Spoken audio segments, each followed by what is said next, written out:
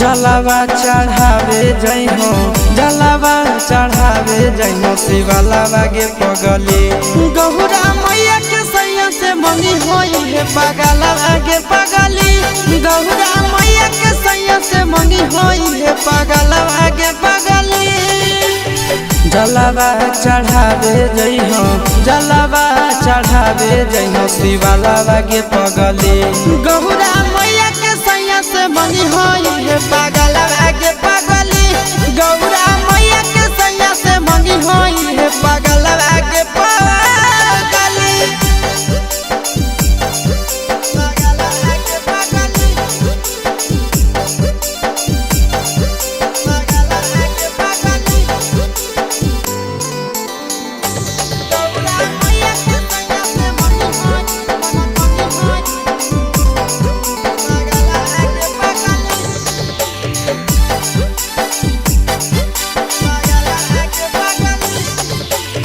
सावन में कदी है भोले बाबा के ढायनावा सातो जन्म हमरे के मानी है सजनावा सावन में कदी है भोले बाबा के ढायनावा सातो जन्म हमरे के मानी है सजनावा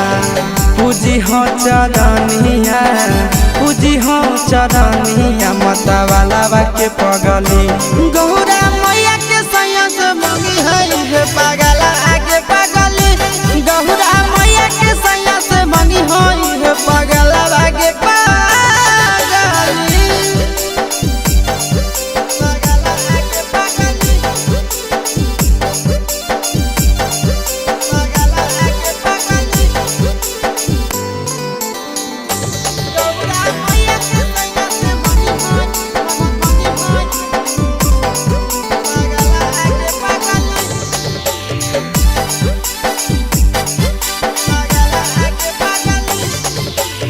सावन के पहिला सोमारी भूखल रही हो